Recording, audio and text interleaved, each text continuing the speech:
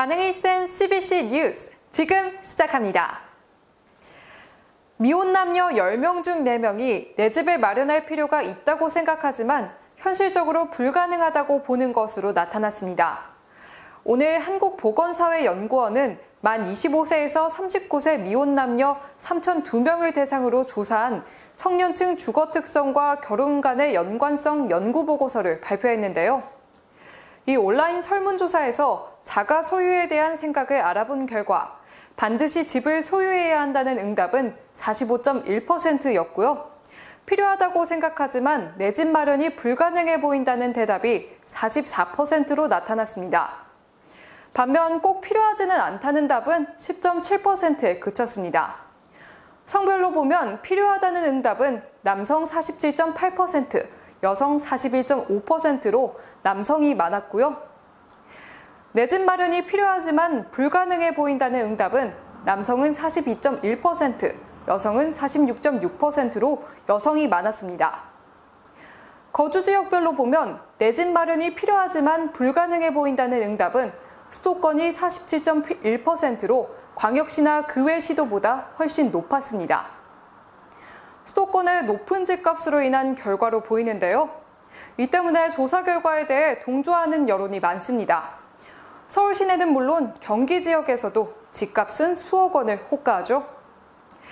내 집 마련의 꿈이 꿈으로서만 남을 수밖에 없는 현실, 정말 안타까운데요. 부모의 재산 상태에 따라서도 인식의 차이가 드러났습니다. 내 집 마련이 필요하다는 응답은 부모의 경제 수준이 상위인 그룹에서는 53.7%로 높았지만 중위 그룹은 45.2%, 하위 그룹은 37.7%였습니다. 반대로 내 집이 필요하지만 불가능해 보인다는 응답은 부모 경제 수준이 하위인 그룹에서 49.8%로 가장 높았고요. 중위 그룹 44.5%, 상위 그룹 33.4% 순이었습니다. 이 밖에도 내 집 마련에 대한 생각은 환경에 따라 차이를 보였는데요. 반드시 필요하다는 견해는 취업 여부와 결혼 의향에 따라서도 달라졌습니다.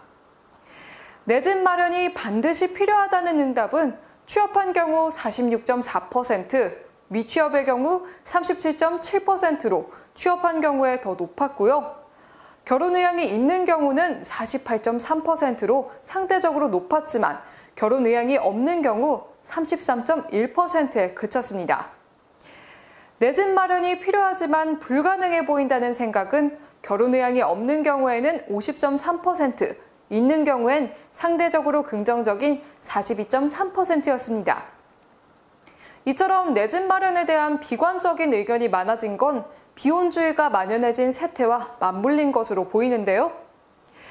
결혼할 때 무리해서라도 집을 마련해야 한다는 응답은 17.9%, 아이가 생겼을 때 자가주택을 마련해야 한다고 생각하는 비율은 불과 9.3%였습니다. 힘들 때 쉴 수 있는 나만의 안식처. 이 집이야말로 기본적인 생존을 위해 필수 불가결한 요소죠. 하지만 많은 것을 포기해도 이 최소한의 조건조차 갖추기 힘든 우리의 현실. 열심히 땀 흘려 일한다면 충분히 내 집 마련의 꿈을 이룰 수 있는 사회는 아직도 멀기만 합니다. 우리 국민들 언제쯤 내 지붕 아래에서 두 다리 뻗고 쉴 수 있을까요? 다음 소식입니다. 정부가 경기 고양시의 창릉동과 부천시의 대장동에 3기 신도시를 추가로 짓기로 정했습니다. 어제 오늘의 일이 아니긴 하지만 이런 설문조사 결과가 발표된 와중에 부동산으로 인해 떠들썩한 모습이 조금은 씁쓸한데요. 국토교통부가 오늘 고양 창릉과 부천 대장 등 28곳에 11만 호를 공급하는 수도권 주택 30만 호 공급 방안 제3차 신규 택지 추진 계획을 발표했습니다. 김현미 국토부 장관은 지난해 9.13 대책과 수도권 주택 공급 확대의 영향으로 최근 주택 시장은 하향 안정세지만 오랜 기간 이 추세가 더 확실하고 굳건하게 자리 잡아야 한다고 생각한다며 수요 공급의 균형 관리를 통해 주택 시장을 안정시키려고 30만 호 주택 공급을 약속했고 차질 없는 이행을 위해 3차 공급 계획을 마련했다고 밝혔습니다. 앞서 정부는 지난해 9월 주택시장 안정을 위해 수도권 택지에 30만 가구를 공급한다는 내용의 계획을 발표한 바 있고요.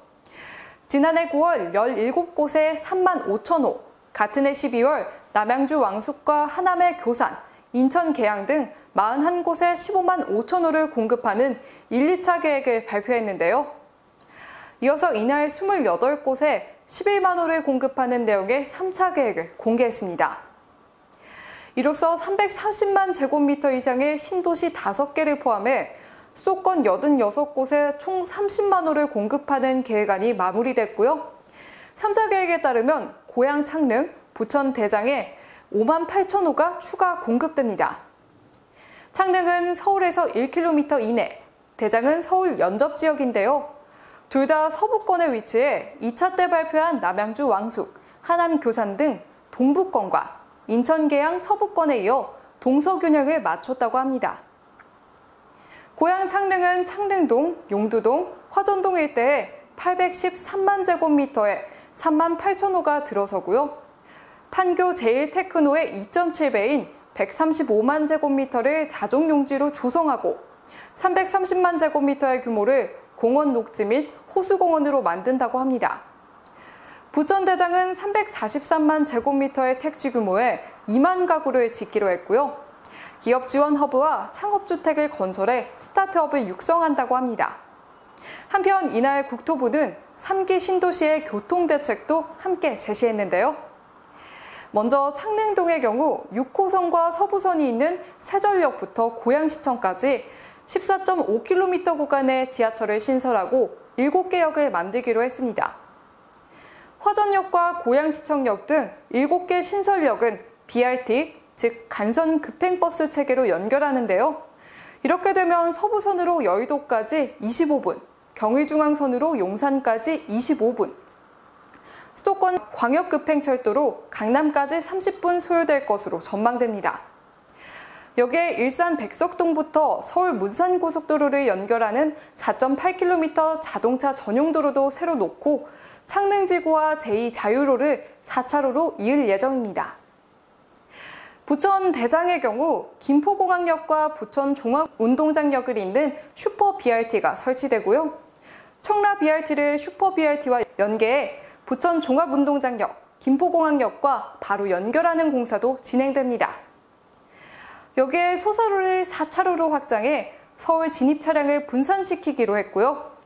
서운나들목을 신설해 경인고속도로의 상습 정체 구간도 개선하기로 했습니다.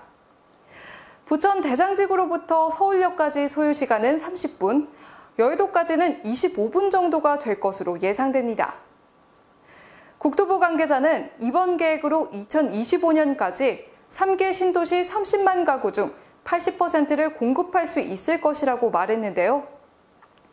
신도시 개발에 따른 투기 방지 방안도 빠질 수 없죠.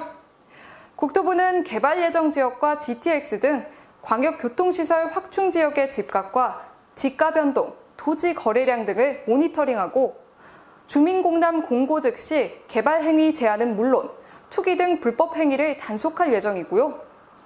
대규모 택지 주변 지역 등은 토지거래 허가구역을 조기 지정해 최대 5년간 토지 소유권, 지상권 등 투기성 토지거래를 차단하기로 했습니다.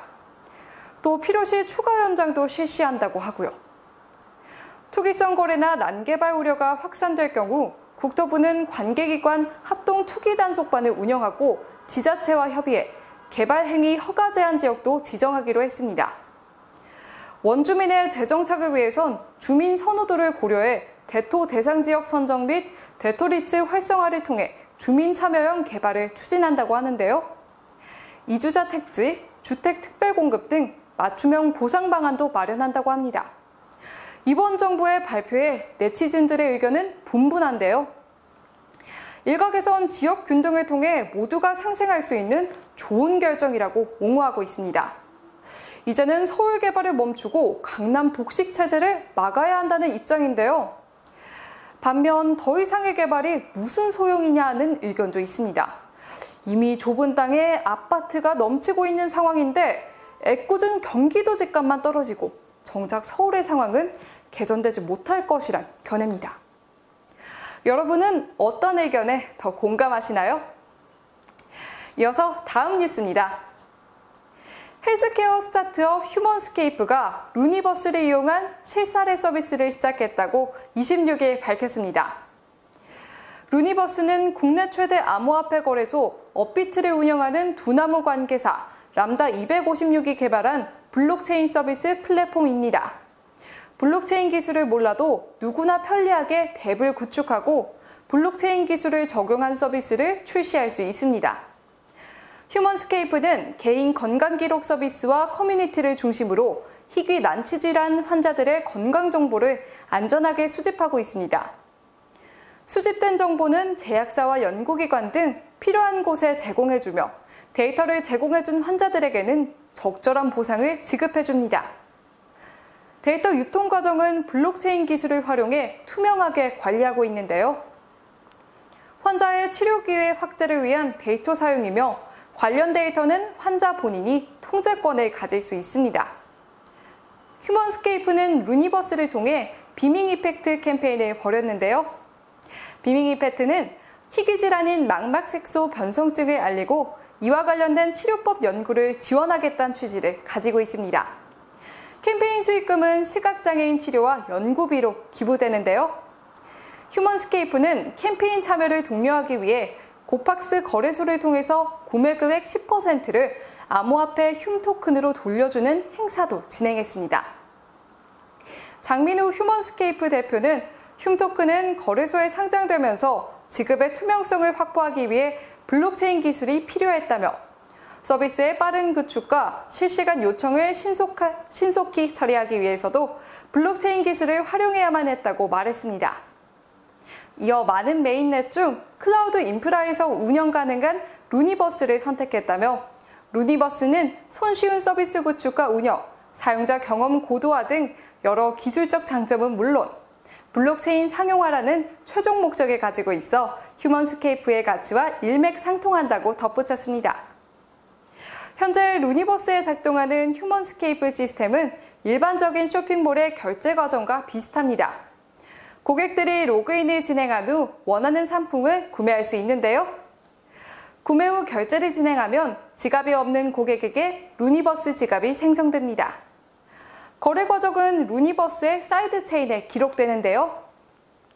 최종적으로 페이백된 흉토큰은 이더리움 기반의 흉토큰과 교환 가능하며 거래소로 바로 전송할 수 있습니다. 장 대표는 지갑 기능을 탑재하면서 실생활의 활용 가치가 더욱 높아질 것이라며 앞으로 다양한 보상 절차를 루니버스에서 기부 과정의 투명성과 신뢰를 확보해 나갈 것이라고 강조했습니다. 다음 소식입니다. 엠넷의 오디션 프로그램 프로듀스X 101 출연자인 JYP 연습생 윤서빈에 대한 과거 폭로 게시글이 올라오며 인성 논란이 제기됐습니다. 윤서빈은 지난 3일 첫 방송된 엠넷의 프로듀스X 101에서 주목을 받았는데요. 지난 5일 한 온라인 커뮤니티 사이트에 윤서빈의 동창이라고 주장하는 누리꾼이 JYP 소속 윤서빈의 과거를 폭로한다는 글을 올렸습니다. 해당 글은 윤서빈이 과거에 학교 폭력을 일삼았다는 주장을 제기했는데요. 이전에 윤서빈은 학교에서 소문난 문제아였다는 게 요지입니다. 게시자는 윤서빈의 본명은 윤병희로 광주에서 제 나이 또래면 모르는 사람이 없을 정도로 유명했다며 중학생 때부터 학교 폭력은 일상인 일진이다. 내가 아는 애들도 윤병희한테 많이 시달렸다고 설명했습니다. 이어 이런 사람이 나중에 성공하면 제2의 승리가 나올 것 같아 빨리 알리려고 글을 적었다. 만약 사실이 아니면 고소 먹을 생각하고 있다고 덧붙였습니다. 또 게시글엔 윤서빈으로 추정되는 학생이 교복을 입고 담배를 피우고 술을 마시는 사진이 함께 올라왔습니다. 게시자는 사진부터 올려야 믿을 것 같아 초등학교, 중학교 때 사진을 올린다며 윤서빈으로 보이는 남성의 졸업사진을 함께 게재했습니다. 최초 폭로글이 올라온 이후 윤서빈의 과거 사진이 온라인상에 퍼지며 적잖은 파장을 일으켰는데요. 이에 프로그램 팬들은 윤서빈 퇴출 촉구 성명문을 발표했습니다. 온라인 커뮤니티 DC인사이드 프로듀스X 101 갤러리는 지난 6일 성명서를 통해 프로그램 취재인 국민 프로듀서의 국민 프로듀서를 위한 글로벌 아이돌 육성 프로젝트에 어긋나는 출연자임에 분명하다며 청소년 시절 치기 어린 행동이라 볼 수 있지만 피해자에겐 트라우마로 남을 것이다. 제작진에게 윤서빈의 퇴출을 강력히 요구하는 바이다라며 윤서빈의 퇴출을 요구했습니다. 논란이 커지자 엠넷 측과 소속사 JYP 측은 사실 확인 중이라고 밝혔는데요. 일부에선 술, 담배는 몰라도 폭력에 대한 증거는 나오지 않았으니 조금 더 기다려보자는 입장을 취하고 있는데요. 하지만 대부분 네티즌들의 마음은 이미 돌아선 듯 보입니다. 그동안 공인으로서 이미지를 관리하던 이들이 알고 보니 폭력과 범죄에 일조했던 적이 워낙 많았기에 더욱 회의적인 반응을 보이는 게 아닌가 싶은데요. 최근 일어난 버닝썬 게이트와 마약 사건에 관련된 연예인들이 좋은 예시죠. 한편 JYP는 다른 소속사와 달리 인성을 중요하게 여기는 거로 유명한데요. 그런 소속사에 속한 만큼 만약 윤서빈의 과거 행적이 사실이라면 퇴출 등 후속 조치가 불가피할 것으로 예상되고 있습니다. 성공한 연예인이 우리 사회에 미치는 영향력은 상당한데요. 그렇기 때문에 공인이라면 먼저 올바른 사람이 되는 것이 필수라고 봅니다. 연예인 꿈나무분들, 혹시 그동안 자신이 걸어온 길에 남을 짓밟은 상처로 얼룩지진 않았는지 살펴보시기 바랍니다. 네티즌들의 눈은 속일 수 없답니다. 오늘 준비한 소식은 여기까지고요. 구독과 좋아요 한 번씩 눌러주세요. 지금까지 CBC 뉴스 이유정이었습니다.